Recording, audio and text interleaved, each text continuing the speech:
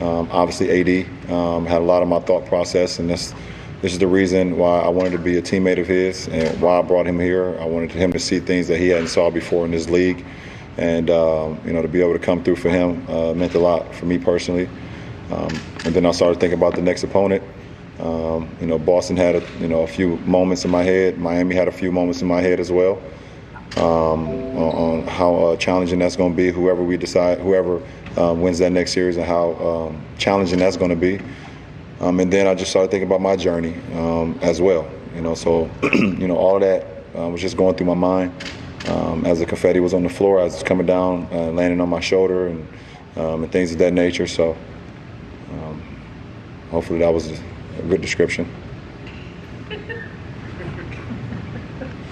Hey, LeBron. Frank said he felt like you have played with a chip on your shoulder all year, and if you can remember way back to September and October, this is obviously the washed Kane year. What does it mean for you to have this moment after everything that you went through with your first year with the Lakers, and then also what does it mean to this team after every single obstacle that you guys kept hitting this season to still end up where you were trying to get all year? Well, for me personally, the job is not done. But it's great to hit moments throughout the course of a journey and appreciate that. And this is all part of the process, but the job is not done for me personally. Thank you. For us as a franchise, I'm extremely proud to be a part of this franchise getting back to where it belongs. And that's playing for championships and compete for championships and represent the Western Conference this year in the championship. So this is what I came here for. And, I heard all the conversations and everything that was said about why did I decide to come to L.A., the reason I came to L.A., it was not about basketball and all those conversations of, naysayers and things of that nature. But I understood that. And with the season last year and with my injury, it just gave them more, more sticks and more wood to throw in the fire to continue to say the things that they would say about me. But it never stopped my journey. It never stopped my mindset. It never stopped my goal. And I'm happy, like I said, and proud of this organization and proud of my teammates. I'm proud of the coaching staff, the front office, and our ownership as well, at this very moment today.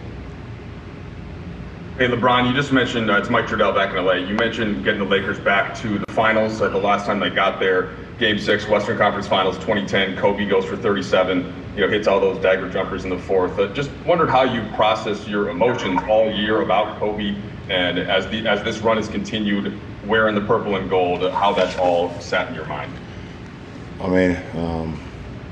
Every time you put on purple and gold, you think about his legacy, you think about him and what he meant to this franchise for 20 plus years. And what he stood for, both on the floor and off the floor. What he demanded out of his teammates, what he demanded out of himself. We have some similarities in that sense. Our games are different. But as far as our mindset and our drive to want to be the best and our drive to not lose, or even, if the score, sometimes you're going to lose games, but just that drive to always want to be, victorious, it stops you from sleeping. And sometimes you put certain things, you sacrifice a lot of things, you sacrifice your family at times because you're so driven to be, so great that other things fall by the wayside at times. So I understand that. I'm one of the few that can understand the mindset that he played with and the journey from high school to the NBA. So it's just a thing that that I carry with me. Like I said, every time I decide at one point in that locker room before the game when I throw that jersey on. Allie. All right, you want to go with Kyle? LeBron, obviously, you've done games like this a lot in your career and had sequences like you had in the fourth quarter. But at where you're at in your career, at your age, do you find yourself maybe just savoring these moments more than when you were younger? I don't, unfortunately. I wish I did. You know, they happen so fast, and my mind is still so like locked in on the journey that it's hard for me to take in and appreciate what we just accomplished. It's just how I've always been, and I always say that, you know, when I'm done playing a game, hopefully I can, you know, I'll look back on it and enjoy it then. And hopefully I will. Hopefully I can. You know, hopefully, because I don't think I enjoy it enough when I'm in it, because I'm so engulfed in the process until the final call. But I'm so damn proud of this team and where we are right now. You know, up until this date. Dave McMenamin?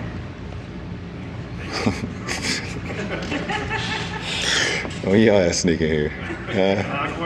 Oh, okay. So, you know, the nature of your accomplishments has had you compared to other greats of the game for a long time. But you've insisted, like, I'm my own guy, it's part of the story. So what about the fact that, you know, you didn't just stay in the first team you played with, the same first city, like, you go to Miami, you go to LA.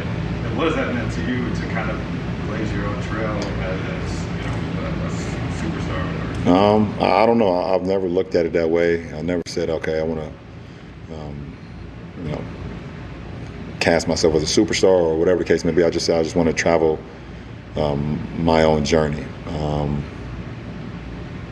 because it is my journey, and I've appreciated, you know, everything that's happened along the way.